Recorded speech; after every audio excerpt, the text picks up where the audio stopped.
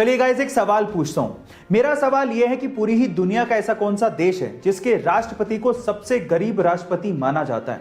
In fact मुझे सबसे गरीब राष्ट्रपति के साथ साथ सबसे बड़ा दिलवाला राष्ट्रपति भी बोलना चाहिए था। चलिए मैं आपको इसका जवाब देता हूं और मैं ऐसा क्यों बोल रहा हूं यह भी बताता हूं। गाइस, उस देश का नाम है उरुग्वे। उरुग्वे देश के राष्ट्रपति का नाम है जोश मुजिका। अब ऐसा नहीं है कि उन्हें सैलरी नहीं मिलती, वो एक देश के राष्ट्रपति हैं, उन्हें सैलरी मिलती है, लेकिन वो अपनी सैलरी का 90% हिस्सा यानी कि 90% हिस्सा गरीब बच्चों की शिक्षा में डोनेट कर देते हैं।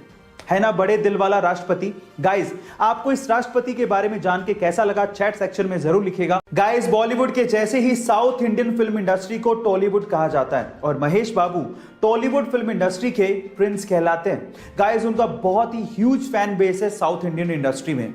जहां एक और साउथ इंडियन इंडस्ट्री के बहुत सारे एक्टर्स बॉलीवुड में काम करना चाहते हैं, वहीं महेश बाबू बॉलीवुड इंडस्ट्री में काम करने से कतराते हैं, वो काम करना ही नहीं चाहते। उसके पीछे का रीजन जानते हैं? महेश बाबू का यह मानना है कि टॉलीवुड इंडस्ट्री में वो सब कुछ है जो बॉलीवुड फिल्म इंडस्ट्री में है ही नहीं।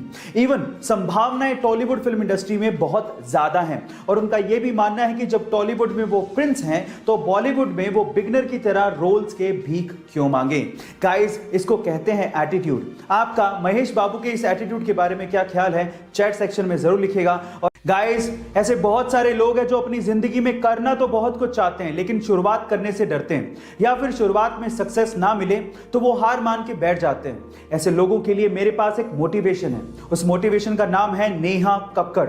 गाइस, एक दौर था जब नेहा कक्कड़ रात भर जगरातों में गाना गाया करती थी और उसके लिए उन्हें मात्र 100 से 150 रुपए ही मिला करते थे।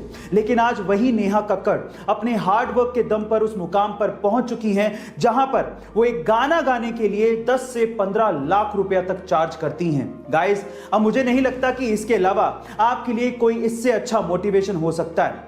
गाइस, हार मत मानिए, हार्डवर्क कंटिन्यू रखिए, क्या पता एक दिन किस्मत के दरवाजे आपके लिए भी खुल जाएं। लोगों ने मूवीज में सुपर हीरो को तो प्लेन को लैंड कराते हुए और पैसेंजर्स की जान बचाते हुए देखा होगा, लेकिन रियल लाइफ में भी एक ऐसा इंसिडेंट हो गया जो किसी मूवी के स्टंट से कम नहीं था।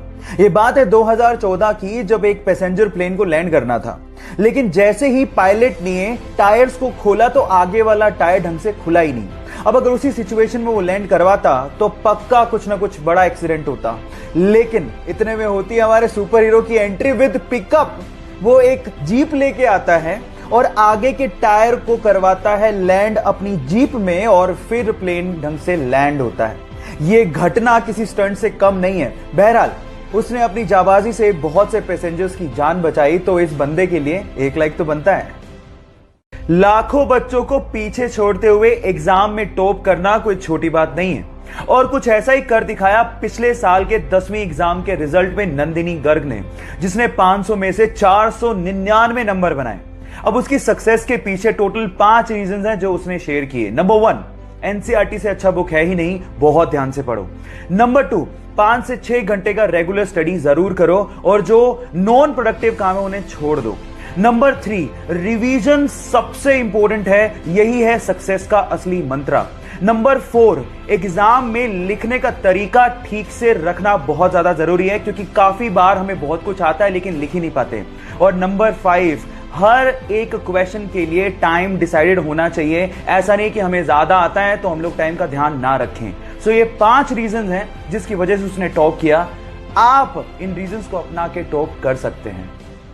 मुझे आज भी याद है कि सन 2014 में दिल्ली का एक साधारण सा लड़का रातों रात सेलिब्रिटी बन गया था। कोई भी न्यूज चैनल खोल रहे थे, उसका इंटरव्यू आ रहा था, उस पे मेम्स बन रहे थे। रीजन क्या था? रीजन था सीबीएसई 12th बोर्ड का रिजल्ट। उसने ओवरऑल 12th में टॉप किया था। नंबर आए थे 500 में से 498। उसके फिजिक्स में, मैथ्स में, केमिस्ट्री में और इकोनॉमिक्स में 100 में से 100। बंदे के 2 नंबर कटे इंग्लिश में। लेकिन उस बंदे से ना आप कुछ सीख सकते हो। टॉपर की स्ट्रेटेजी क्या होती है? नंबर 1, उसने पूरे साल तैयारी की।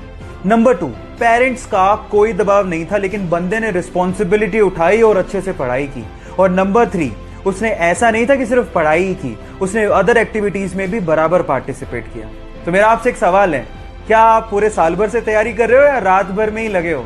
जवाब देना मत भूलिएगा।